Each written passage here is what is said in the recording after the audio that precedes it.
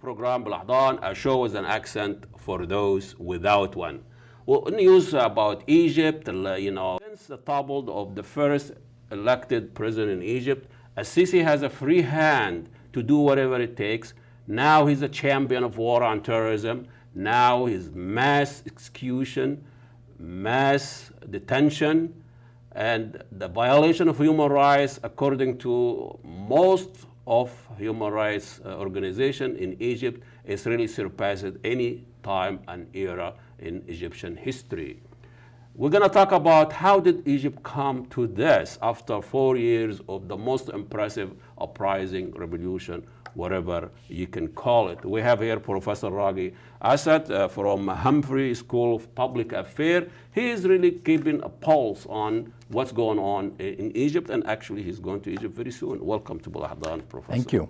Thank you so much. Happy to be here. And when you look at since the topple of the first elected president, Morsi, and you like him or you don't like him, but he represents 12 million people voted for him, more than 50%, whatever there is.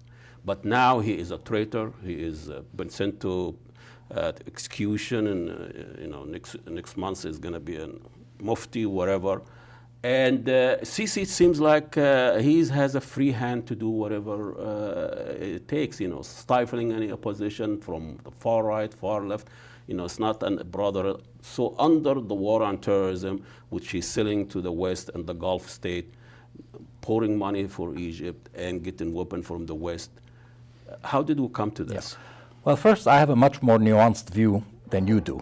Okay. I think I that hope you do. I hope your introduction would not be something that I would say. So I just want to say fine. that That's what I said. To start from the beginning. I just see Egypt as much more complex than one individual. I think Sisi is one individual.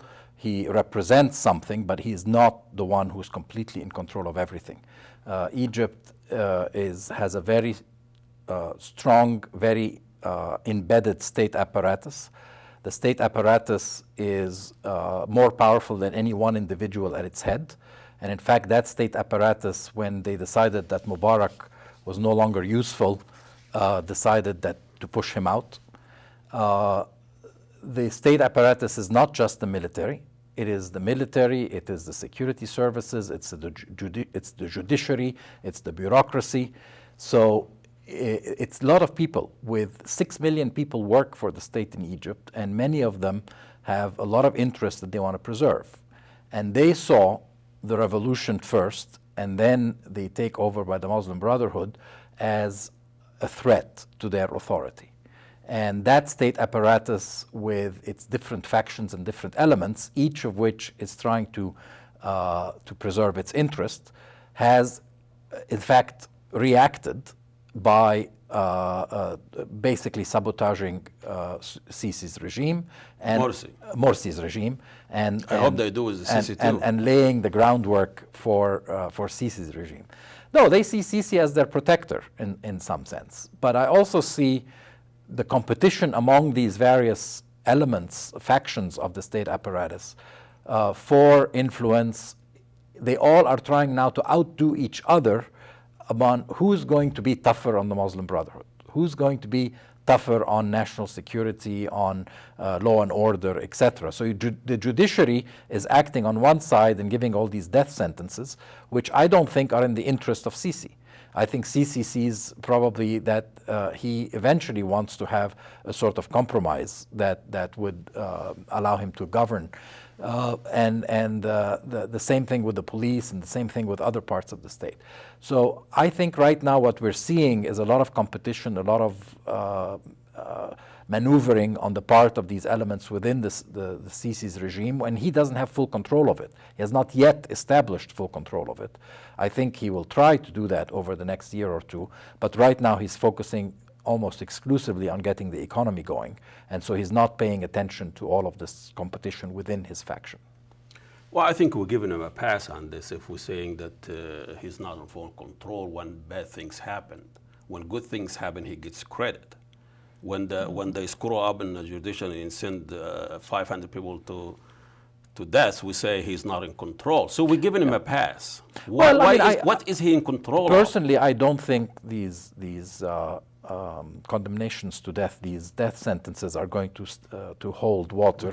I think as they go through the different levels of the judiciary, as they have in the past, they have been reversed. Many of them have been reversed, and not all. The only people who have been executed so far as I know, the 6 people from Ansar Beit al-Maqdis have been executed because they went through military courts. So they did not go through the regular civilian judiciary. But I think what you're seeing in the judiciary is individual judges trying to outdo the others by saying, okay, I'm the man and I can give 500 people the death sentence. But I don't think this will hold water. This is really how they think? This is like somebody sitting on mastaba in a cafe I think and he wants to get a free drink. The judiciary has become politicized, and I think the judiciary feels that there is a sort of vendetta with the Muslim Brotherhood. But there's also people who are not even Brotherhood. You know, even the people on the left. Shayma wasn't a Brotherhood. The people who are been arrested from school, they're not Brotherhood. People picked up from exam university, they're not Brotherhood. I mean, basically, they are feeling that the population, the majority of the population right now, has opted for a desire for a strong hand to govern the country, and that they want security and they want the reestablishment of law and order, and they don't care about human rights. That's the message they're getting from. And actually, I went to Egypt several times, and I had many arguments with people about this, and a lot of them are saying, what we need, look around you, look at Libya, look at Syria, look at Yemen, look at what's happening because they don't have a strong state. We want a strong state to control what's going on. These are not normal times, these are chaotic times. There are all kinds of inside and outside threats, and what we need is somebody like Sisi. Now, I don't believe that that's true, but I believe that more than 50% of the population thinks it's true. The population? Yes. Not the apparatus? I think that if you, I look at opinion. There used to be. I look at opinion polls that are being done regularly. Sisi still has very strong support. I think the last number was 37. I mean, he is getting drawn down. I think even his own staunch supporters start doubting what he's doing. And as you say, I think they also go on the line, he's not in control of, full control of the country. Because I think a lot of people give him a pass, you know, get rid of the Brotherhood, they screwed up, whatever. The Americans give him a pass, the Israelis give him a pass, the Saudi and the Gulf give him a pass, and give him some time to do it. And he just couldn't do it, or cannot do it, because there is, you know, economy is a challenge. Yeah, actually, you know, on some things he's moving. I think the economy is improving, and there is some increased interest from foreign investors to invest in Egypt. There is a little bit more confidence. The unemployment rate is slightly down. The tourism numbers are slightly up. So I think that last conference, the investment conference, was quite successful in attracting commitments for investments, etc. He's doing a relatively good job on energy policy and introducing solar energy as part of the mix, etc. So I would say that some things are moving in the right direction, but at the same time, the human rights situation is horrible. The democratic situation is horrible, and so you have to say it as it is. I'm surprised that I hear that after a biggest uprising in the Arab world, you know. And I mean, isn't it the source of terrorism, the source of radical, so-called radical Islam or radical Islamists, is the very same thing that we are trying to reach with a strong state? Yeah. Isn't the source of religious extremism is military extremism? I agree. I think the more you what happened during Mubarak? The more you repress people, the more they become radicalized. However, you also have countries like Tunisia where you have a democratic government, an elected government, and that also produces radical Islamists actually at larger numbers than any other country in the region. You're not going to call Sisi a democratic, come on, doctor, you're not going to call Sisi. No, Sisi was democratically elected. There's no question about it. Okay. We're going to have a Tunisian guy to say something about Sisi, because I don't think there is any difference with Sisi or Sisi. It's Pepsi, Cola. These are people agent to foreigner power. No, that's your view. I disagree. I think and that... do you think the Sisi would have been in power without the French? I think Sisi would have been in power without the French. The French have not intervened in any direct way. Well, I mean, this is all becoming like the Abbas model. Look, you have an opinion which is show. Not backed by evidence. I have which a is not show backed and by I'm evidence. asking questions. Yeah, but no, you're giving your opinion. You're not asking I'm questions. just asking question. Would the Sisi be in power without the French? Would Sisi Sisi is in be power. without Sisi is in power as a result of a transition process that was guided by the Ennahda party. They set the rules. Maybe you're right. The Ennahda was part of it. The Ennahda set the rules of the game. The Ennahda set the rules of the game and left power because they were afraid that what would happen in Egypt would have happened in Tunisia. That's a local politics. But look at foreign policy has an article yesterday. This is not opinion. It's not my opinion. And basically what they're saying that the Sisi is doing a very good job on being a dictator. However, would the military generals, which are the one who are running the show, the billionaires, they own economy, politics, intelligence, and everything else. They've been 30 years of peace with Israel and war on everybody else. Would they tolerate a Sisi and support him when the economy tanks? That is the question the foreign policy is raising. And I think they answered that in the piece. I think the question, I think the military generals would tolerate him.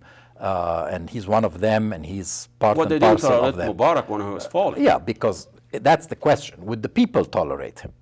And if the people turn against Sisi... that's what part of the piece too. Yeah, if the people turn against Sisi because the economy tanks, then the state apparatus, including the military generals, will turn against him. Right? They will easily do away with him as an individual to keep their own power base. Yeah. But popular opinion is important in Egypt. And they right now see popular opinion to be on their side, and that's why they feel empowered to do whatever they're doing. However, if popular opinion shifts and people start going down in the street, then yes, the Sisi regime could be thrown out. Let go, whatever. By the state, which is trying to... All these factions within the state are very powerful. In Egypt, much more so than any other place. In Libya, there was no state to speak of. And so when Gaddafi went, everything collapsed because there was nothing. Whereas in Egypt, when Mubarak left, there was something to come and take its place. Or to protest against. Well, there is apparatus now in Egypt, but they are apparatus that are politically or politicized to work for dictatorship. They are not working for the people. In fact, if you ask most people in the street, democracy is not at the top of their agenda. It's overrated. They say they want jobs, they want bread, and then freedom and democracy comes second and third. It changed a little bit. I think that changed. Yeah, I think that dignity and police abuses is on the top agenda now of the streets. I think so, but among the young people, among the middle class, among the middle-aged and the older people, they want stability and law and order. They want no crime in the street. They want to be safe. They don't want to have terrorist bombs, etc. Well, the guy said, if you don't like it, get out of the country. Here is a top-notch public media host like Rush Limbaugh who's telling the Egyptian, if you don't like it, get out of the country. War. Yeah, those are people are. But he's like Rush Limbaugh, very exactly. extremist. He's a Rush Limbaugh guy. Well, thank you so much. I know this welcome. is not an easy topic. Raghi Assad is a Humphrey School, and he is always coming in and enlightening us on events in Egypt, which is not an easy thing. So, Assalamu alaikum, and God bless you all.